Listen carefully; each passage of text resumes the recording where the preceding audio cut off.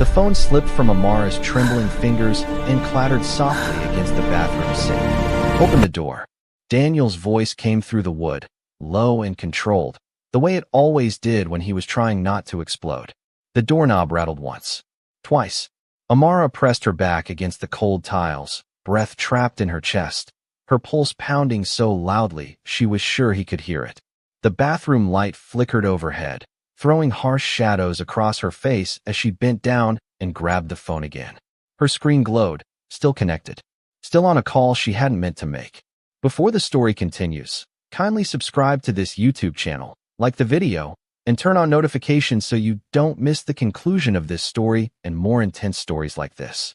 She raised it to her mouth, barely daring to breathe. "He won't let me leave," she whispered. On the other end of the line, silence. Daniel knocked again, harder this time. "Amara," I said, "open the door." Her fingers shook as she covered the phone's speaker. Her eyes darted to the small bathroom window, too high, too narrow, barred from the outside. There was nowhere to go. Never was. The voice finally came back through the phone, calm and unfamiliar. "Male. Deep. You dialed the wrong number." Her heart sank. She swallowed. I'm sorry. I didn't mean to." The doorknob twisted violently. "Who?" The man interrupted, his tone changing, sharpening. "Won't let you leave?" Amara squeezed her eyes shut. Tears burned behind them. She could hear Daniel's breathing through the door now, slow and deliberate. He knew. He always knew. "My husband," she whispered. "Please, please don't let him." The door slammed as Daniel kicked it, wood cracking. Amara gasped, the phone slipping again as she scrambled backward. "Amara." The call went dead. Across the city, Kang Joon-seok stared down at his phone. Rain streaked the floor-to-ceiling windows of the penthouse, blurring Seoul into a wash of neon and steel. Around the long black table, men froze mid-movement, one holding a glass, another halfway through a sentence. The room, moments ago thick with tension and negotiation, fell silent. Joon-seok didn't move. He didn't blink. His grip tightened around the phone as he replayed the woman's voice in his head. The fear, the restraint, the way she'd whispered like someone trained to survive by staying quiet. His lieutenant cleared his throat carefully. "Boss." Joon-seok lowered the phone slowly. "Trace the number." The man stiffened. "It's probably a mistake. A civilian." I said trace it. No one argued after that. Joon-seok rose from his chair, straightening the cuff of his tailored suit as if nothing had happened. But something had. He felt it deep in his chest, an unfamiliar irritation that refused to settle. He prided himself on control, on never reacting emotionally, on never involving himself in things that didn't concern him. And yet, the sound of a door being kicked and echoed in his mind. "Give us a moment," he said, dismissing the men at the table. They filed out quickly. The tech specialist remained, already working on his laptop, fingers flying. "Shouldn't take long," the man said. Call was brief, but not untraceable. Joon-seok turned back toward the windows, hands clasped behind his back. "If she's in danger," he said quietly, "I want to know before it's over." The tech man hesitated. "Boss, why?" Joon-seok didn't answer. In a modest apartment on the other side of the city, Amara lay curled on the bedroom floor, cheek pressed against the rug, her body aching in places she didn't want to think about. The room was dark except for the glow of the city lights sneaking through the curtains. Daniel paced nearby, loosening his tie, his frustration radiating off him like heat. "You really don't learn," he said, shaking his head. "Calling random numbers? Do you know how stupid that is?" Amara said nothing. She had learned long ago that silence kept the damage minimal. He crouched in front of her, forcing her chin up with 2 fingers. "I told you," he continued calmly. "You don't leave unless I say so. You don't talk to anyone unless I say so. That's how this works." Her eyes burned, but she refused to cry in front of him. "I just wanted to breathe," she said softly. Daniel laughed, standing again. "You breathe just fine here." He grabbed his jacket. "Get up. We're leaving tomorrow." Her heart lurched. Leaving where? Out of Seoul. He glanced back at her. Too many eyes here. The door slammed behind him. Amara stayed on the floor long after he was gone, her mind racing. Leaving Seoul meant isolation. No chance encounters. No escape. It meant disappearing completely. She thought of the voice on the phone. The calm authority. The way he hadn't hung up. For the first time in months, A fragile thread of hope twisted painfully in her chest. Back in the penthouse, the tech man looked up from his screen, face pale. "I've got her location," he said. "And that's not all." Joon-seok turned. "The number belongs to a woman named Amara Collins," the man continued. "Married to Daniel Collins. Nigerian-American. He runs several import companies." Joon-seok's jaw tightened. "I know the name." "Yes," the tech man said carefully. "Because Daniel Collins launders money through a shell network tied to the Han River Syndicate." The room seemed to grow colder. "That's not our syndicate," Joon-seok said. "No, sir. It's the rival one." Joon-seok's eyes darkened. He walked back to the table slowly, resting his palms on its surface. "And the wife?" he asked. The tech man swallowed. "Based on surveillance and digital records, she's been present during multiple transactions. She's heard things, seen things. A liability." Joon-seok closed his eyes briefly. The woman hadn't just dialed the wrong number. She had dialed into a war. "Daniel plans to move her tomorrow," the tech man added. "Off the grid." Joon-seok straightened, decision settling into place like a blade sliding into its sheath. "No," he said. "He won't." The tech man hesitated. "Boss, if we interfere." "We interfere," Joon-seok said flatly. Quietly, he picked up his coat. "Prepare a team." As he headed for the elevator, his phone vibrated once in his hand, a silent reminder of a call that had lasted less than a minute and changed everything. Somewhere in the city, Amara lay awake in the dark, staring at the ceiling, unaware that powerful eyes were now watching her life from the shadows. And that by morning, nothing would be the same. Amara woke to the sound of her phone buzzing against the nightstand. For a split second, panic surged through her, sharp and disorienting. She sat up abruptly, heart racing, eyes scanning the room. The door was closed. The apartment was quiet. No raised voices. No footsteps. Just the phone. She stared at the screen. Unknown number. Her fingers hovered above it. Daniel had warned her about answering calls. Had warned her about everything. But something about the timing, the way it rang just as the sky outside was beginning to lighten, made her chest tighten. She answered without speaking. "Amara Collins." The voice was the same one from the night before. Calm. Controlled. Certain. Her breath caught. How did you get this number?" "You called me first," the man replied. "I told you to keep talking.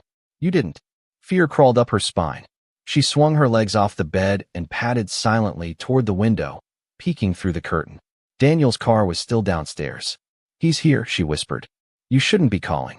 "Listen to me," the man said. "Are you alone right now?" "Yes," she said. "But not for long." There was a pause. Then, "Your husband plans to move you today." Her stomach dropped. "How do you answer the question?" He cut in gently but firmly. "Do you want to leave?" Amara pressed her forehead against the cool glass. The city stretched before her, vast and uncaring. "I don't know how," she said. "Every time I try." "I didn't ask how," the man said. "I asked if you want to." Her throat tightened. For months, she had survived by shrinking, by avoiding hope. Wanting felt dangerous. Wanting made the pain sharper. "Yes," she whispered. "I want to leave." "Then do exactly what I tell you," he said. "And don't tell him about this call." The line went dead before she could respond. Moments later, Daniel emerged from the bathroom, already dressed, his expression neutral. "Get ready," he said. "We're leaving in an hour." She nodded, forcing her hands to steady as she moved toward the closet. Her mind raced, replaying the stranger's voice. Whoever he was, he knew too much. And yet, for the first time, someone was speaking to her like she still had choices. Down in the parking garage an hour later, the air was thick with exhaust and concrete dust. Daniel loaded the last bag into the trunk while Amara stood beside the passenger door, arms wrapped tightly around herself. "Eyes down," Daniel muttered when she glanced around. She obeyed, heart pounding. Every passing second stretched thin, unbearable. Then she heard footsteps. Not Daniel's. Too many. Too deliberate. Daniel straightened slowly. "What's this?" he asked, irritation creeping into his voice. 3 men approached from between the pillars, dressed plainly, but moving with purpose. One of them smiled politely. "Mr. Collins," he said. "We need a word." Daniel's jaw tightened. "I don't know you." The man's smile didn't falter. "We know you." Amara's breath hitched. She took a step back instinctively, fingers brushing the cold metal of the car door. Daniel's hand slid into his jacket. "I'm busy." The man shook his head. I don't think you are. Everything happened at once. Daniel lunged. A gun flashed. Someone shouted. Amara screamed as hands grabbed her arms, pulling her away from the car. She struggled, terror exploding through her veins, until a familiar calm voice spoke near her ear. You're safe, the voice said. Stop fighting. She froze. That voice. She turned her head, eyes wide, and saw him for the first time. Kang Joon-seok stood a few feet away, immaculate even in the chaos, his dark eyes fixed on Daniel as two of his men restrained him. Blood trickled from a cut on Daniel's brow, his face twisted with rage. What is this? Daniel snarled. Do you know who I am?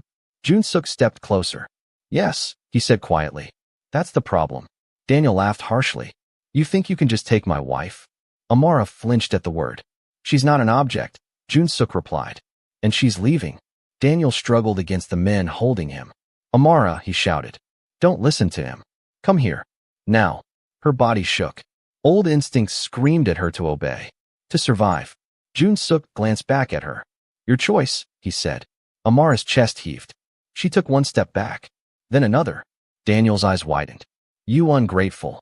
Joon-seok raised a hand. Daniel's voice cut off abruptly as one of the men struck him, sending him to his knees. Enough, Joon-seok said. He turned to Amara. Walk with me. She hesitated only a second before doing as he said. They moved quickly through the garage, into a waiting car with tinted windows. The door closed behind her with a solid thud, sealing off the world she had been trapped in. As the car pulled away, Amara's hands trembled uncontrollably. She stared at the seat in front of her, struggling to breathe. You're shaking, Joon-seok said calmly. She let out a broken laugh. He's going to kill me. No, Joon-seok said. He won't. She turned toward him, eyes red. You don't understand. He always finds a way. Joon-seok met her gaze steadily. You're under my protection now. The words sent a strange mix of relief and fear through her. Who are you? She asked. Kang Joon-seok. The name meant nothing to her. But the way his men moved, the way even Daniel had faltered, told her enough. They drove in silence for several minutes before Amara spoke again. Why are you helping me? Joon-seok didn't answer immediately. Because, he said finally, you know things that make you dangerous to powerful people. Her stomach twisted. I never wanted to know. Intent doesn't matter, he replied. Knowledge does. They arrived at a secluded house on the outskirts of the city, surrounded by tall gates and quiet trees. Amara stepped inside, overwhelmed by the sudden stillness. A woman approached with a gentle smile, offering her tea, a blanket. The kindness almost broke her. Joon-seok watched from a distance as Amara sank onto the couch, her body finally giving in to exhaustion. You're safe here, he said again. She looked up at him, eyes searching. For how long? Joon-seok's phone buzzed in his pocket. He checked the message, his expression darkening. Not long, he said. What? Amara asked. He met her gaze. Daniel Collins just made a call, he said. And he's very angry. Outside, engines roared in the distance. And for the first time since leaving the garage, fear crept back into Amara's chest, stronger, sharper, and closer than ever. Amara sat curled into the corner of the couch, the blanket pulled tight around her shoulders even though the room was warm. The house was quiet in a way that made her nerves itch, every sound amplified. The tick of a wall clock, the faint hum of electricity, the distant rustle of leaves outside. She hadn't stopped shaking. A woman knelt in front of her, holding a cup of tea with both hands. Sip slowly, she said softly. You're safe here. Safe. The word felt fragile, like glass. Amara wrapped her fingers around the cup, the heat seeping into her palms. Her hands trembled so badly that some of the tea sloshed over the edge. I'm sorry, she murmured. The woman shook her head. No need. Across the room, Kang Joon-seok stood near the window, his back to her, phone pressed to his ear. His posture was relaxed, but there was a coiled tension beneath it, like a predator standing still before a strike. Keep eyes on every road leading here, he said quietly. No warnings. No mistakes. He ended the call and turned. Amara felt his gaze before she looked up. It wasn't intrusive, but it was assessing, as if he were trying to understand something that didn't fit neatly into place. They won't reach this house, he said. But we won't stay long. Her chest tightened. Because of him? Yes. She swallowed. You said I'm dangerous because of what I know. Joon-seok nodded once. You were never meant to survive knowing it. Her breath caught. Daniel said the same thing once, she whispered. He told me I was safer not asking questions. Men like him lie, Joon-seok said. But they don't exaggerate. She looked down at the tea, watching the surface ripple. I never wanted to be involved in any of this. I know, he said. But you are. The words settled heavily between them. After a moment, she asked, what happens now? Joon-seok considered her. Now you tell me everything you remember. Her fingers tightened around the cup. If I do, you won't send me back? His voice hardened slightly. No one sends you anywhere without your consent. Consent. Another fragile word. She took a breath. Daniel didn't start out like this, she said quietly. He was charming. Everyone liked him. When we moved here, he said it was for opportunity. For us. She laughed bitterly. Then the meeting started. Men coming late at night. Conversations stopping when I walked into a room. Joon-seok remained silent. I heard names, she continued. Amounts. Ports. I didn't understand most of it, but I remembered because I had nothing else to do. He took my phone. My passport. He said Korea was safer if I stayed invisible. Her voice cracked. I tried to leave once. He locked me in for 2 days. The woman beside her reached out, resting a hand on Amara's arm. She didn't pull away. He started bringing documents home, Amara went on. Bank transfers. Ledgers. He made me help organize them because he said I was good with details. Joon-seok's eyes narrowed. You saw account numbers? Yes. Routes. She nodded. And names. Some Korean. Some not. Silence stretched again, heavier now. You just described the backbone of his operation, Joon-seok said. Amara looked up sharply. So, I really am a problem. Your leverage, he corrected. And leverage gets people killed. Her stomach twisted. Then why not just let him take me? Joon-seok stepped closer. Because he no longer controls the outcome. Before she could respond, a sharp knock echoed through the house. Amara jumped, tea spilling onto the blanket. Panic surged instantly, familiar and suffocating. The woman stood quickly. Stay here. Joon-seok raised a hand. It's mine. He moved to the door, checked the monitor, then opened it just enough to let one of his men inside. They're mobilizing, the man said. Daniels reached out to Han River leadership. He's claiming you kidnapped his wife. Joon-seok gave a short, humorless smile. Of course he is. They want you to hand her over. Amara's heart pounded so loudly she could barely hear. Joon-seok turned toward her. Look at me. She did. They don't decide, he said. I do. The man hesitated. Boss, this could turn into open conflict. It already has, Joon-seok replied. That night, Amara couldn't sleep. She lay in a guest room staring at the ceiling, every muscle tense, listening for footsteps that weren't there. Memories surfaced uninvited. Daniel's voice, the slam of doors, the way silence could feel louder than shouting. A soft knock came at the door. She sat up instantly. Yes. Joon-seok stepped inside, stopping just past the threshold. I wanted to check on you. I'm fine, she said automatically, then shook her head. No, that's not true. He nodded, accepting the honesty. You don't have to pretend here. She studied him in the dim light. Up close, he didn't look cruel. Just tired. Like a man who carried too many decisions alone. Why did you really answer my call? She asked suddenly. He didn't respond right away. Because you sounded like someone who had already given up on being heard. Her throat tightened. And I know what that sounds like, he added. The house lights flickered briefly. Joon-seok's phone buzzed again. He glanced at it, his expression shifting. They found one of our checkpoints, he said. This place is no longer secure. Fear surged. So what do? We move, he said. Tonight. Within minutes, the house was alive with quiet urgency. Amara grabbed the small bag she'd been given, her hands shaking as she followed Joon-seok toward the back exit. As they stepped outside, headlights flared in the distance. Joon-seok's men froze. A voice echoed through a loudspeaker from beyond the gate. Calm. Mocking. Amara, Daniel called. Come home. This doesn't have to get ugly. Amara's breath caught. Her knees threatened to give way. Joon-seok stepped in front of her, shielding her view. Get in the car, he said firmly. She hesitated. He'll never stop. Joon-seok looked back at the gate, his eyes cold. Then neither will I. The gate began to shake under heavy impact. Metal groaned. Wood splintered. And as Amara was pushed into the back seat and the engine roared to life, She realized with terrifying clarity that she was no longer running from one man. She was standing between two powerful worlds about to collide. The car tore down the dark road, tires screaming as it cut through the night. Amara's body swayed with every sharp turn, her fingers clenched into the seatbelt so tightly her knuckles burned. The sound of Daniel's voice still echoed in her ears, crawling under her skin like something alive. She pressed her forehead against the cool glass, fighting the urge to look back. In the front seat, Kang Joon-seok spoke quietly into his phone. Split them at the bridge. Don't engage unless necessary. I want distance, not noise. He ended the call and glanced at her through the rearview mirror. Are you hurt? She shook her head. Just scared. That won't go away quickly, he said. But fear doesn't mean weakness. She let out a shaky breath. It always felt like it did. The convoy shifted formation as they crossed into a narrower stretch of road.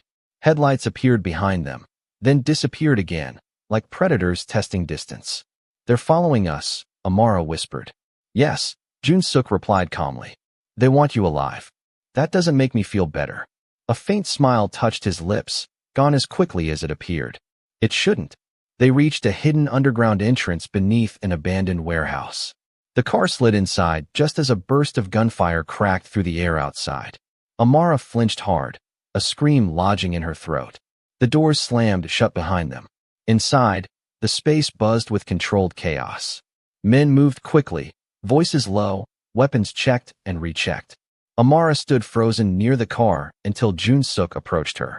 Stay close, he said. And whatever happens, listen to my voice. She nodded, her heart beating.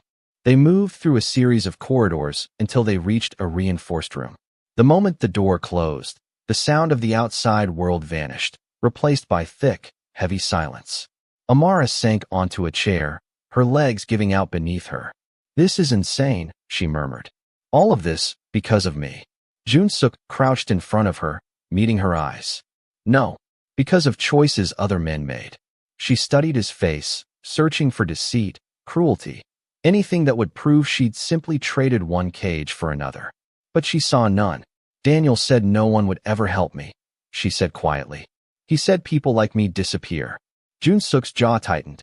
He underestimated you. Her eyes filled with tears she didn't bother wiping away. I don't feel strong. You don't have to, he replied. You only have to survive. Hours passed. Outside, negotiations failed. Threats escalated. The air grew heavier with every update. They're demanding access, one of Joon-seok's men reported. Han River wants proof she's alive. Joon-seok looked at Amara. They don't get you. But if they keep pushing, they'll push, he said, and they'll lose. Later, when the noise finally died down, Amara found herself standing beside Joon-seok near a narrow table scattered with maps and documents. You're planning a war, she said. I'm planning an end, he corrected. She hesitated. If you hand me over, it would stop this. He turned sharply. Don't say that again. She met his gaze, refusing to look away. I don't want anyone dying because of me. People are already dying because of men like your husband, Joon-seok said quietly. You are not the cause. You're the truth they're trying to bury. Something shifted inside her at those words. For the first time, she didn't feel like a burden. She felt like a key. I can help, she said suddenly. Joon-seok stilled. How? I remember more than I told you, she admitted. There's a storage facility near Incheon. Daniel used it for documents he didn't trust digital systems with. He made me catalog everything. The room went silent. Joon-seok studied her carefully. If you're wrong. I'm not, she said firmly. And if we get them, you won't need me anymore. A faint sadness flickered in his eyes. Is that what you want? She didn't answer. They moved before dawn. The facility loomed quiet and unsuspecting, its walls hiding years of secrets.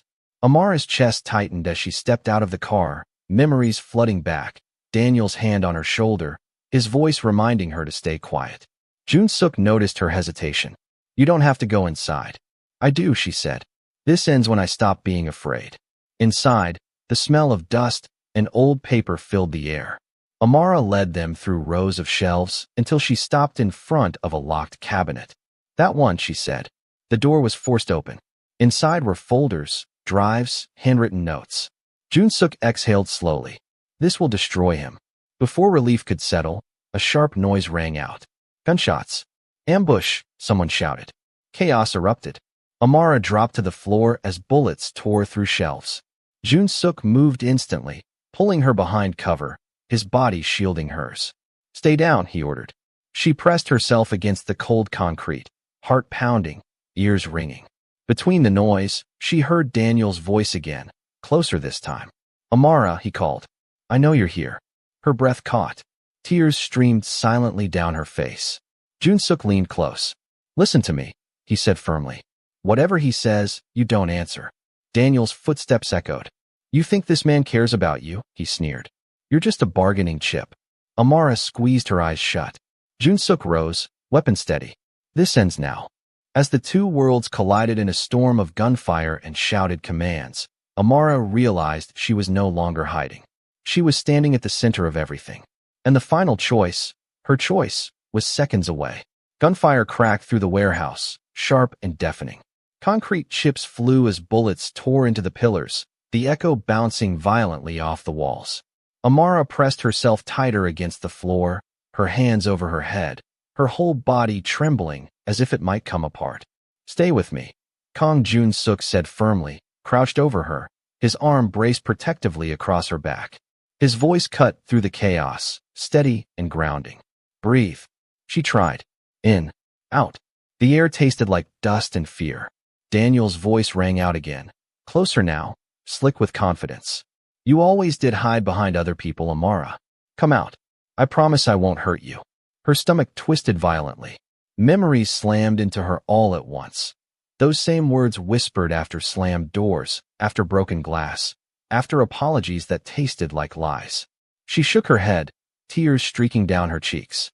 She's not listening to you, Joon-seok said coldly, raising his voice just enough to be heard. And she never will again. Daniel laughed. You think you've won? You don't even know what she cost you. More footsteps. Shadows shifting. The fight intensified, but Joon-seok's men moved with ruthless precision. Every shout from the opposing side was met with swift resistance. Amara's heart hammered painfully in her chest. She clutched at Joon-seok's sleeve, her fingers digging into the fabric. He's going to keep coming, she whispered. Even if he loses today. Joon-seok looked down at her. Then today we make sure he can't. A sudden scream echoed from the far end of the warehouse. Then silence. Moments later, Daniel stumbled into view between two shelves, disarmed, blood seeping through his shirt. His eyes locked onto Amara instantly, wild and furious. There you are, he said hoarsely. Look at you, hiding behind a criminal. Amara pushed herself up onto her knees despite Joon-seok's hand trying to steady her. Her body shook violently, but something inside her hardened. I hid because you taught me to, she said, her voice breaking but loud enough to carry. Daniel blinked, clearly not expecting her to speak. Amara, stop this. You're confused. You don't understand. I understand everything, she said, standing fully now. I understand that you hurt me because you could, that you kept me quiet because you were afraid of what I knew. He scoffed weakly. You needed me. No, she said. You needed control. The warehouse seemed to hold its breath. Daniel's gaze flicked to Joon-seok. You think she's strong now because of you? Joon-seok didn't respond. He simply watched Amara, giving her space. She stepped closer to Daniel, every instinct screaming danger, but she didn't stop. I'm strong because I survived you, she said. And I'm done surviving. Daniel's face twisted. You can't leave me. I already did. Sirens wailed faintly in the distance, growing louder by the second. Daniel's shoulders sagged as he realized it was over. You'll regret this, he muttered. Both of you. Joon-seok stepped forward then, his presence eclipsing Daniel completely. No, he said calmly. Only you will. When the police arrived, the warehouse was already quiet. Evidence neatly arranged. Weapons secured. The narrative controlled. Amara stood outside as Daniel was led away in handcuffs. He didn't look at her. Not once. She felt no triumph. Just an immense, bone-deep exhaustion. Joon-seok approached her slowly. It's finished. She nodded, tears slipping freely now. I thought I'd feel more, she admitted. Peace takes time, he said. They stood together in silence as the sun began to rise, soft light spilling across the concrete, washing the night away. Days later, the city felt different. Amara stayed in a secure apartment overlooking the river. She slept more than she thought possible, her body finally allowing itself rest. Bruises faded. Nightmares softened. Joon-seok visited once a day, sometimes only to check in, sometimes bringing food, sometimes just sitting quietly across from her. One evening, she finally asked, "What happens to you now?" He considered the question. "My world continues," he said. "Just altered." "And me?" "You're free," he replied. "You can disappear if you want. New identity. New country." She looked at him carefully. "And if I don't want to disappear?" His gaze held hers. "Then you stay? On your terms." Weeks passed. Daniel's network collapsed publicly. News outlets buzzed with speculation, names falling one after another. No one mentioned Amara. That anonymity was a gift. One night, Amara stood on the balcony, phone in her hand. She stared at the screen for a long time before finally dialing a number. Joon-seok answered on the second ring. "Yes. I just wanted to hear your voice," she said. A pause. Then, softer, "Are you okay?" She smiled faintly. "I am." For the first time. Silence stretched comfortably between them. "Thank you," she said quietly. "For answering." He closed his eyes briefly. "Thank you for calling." Later, Amara ended the call and looked out over the city lights. Seoul no longer felt like a cage. It felt like a beginning. She slipped the phone into her pocket, standing taller than she ever had before. She hadn't just escaped. She had found her voice. And this time, she would never whisper again. To enjoy more stories, kindly subscribe to the YouTube channel, like the video, and turn on notifications so you don't miss more intense stories like this.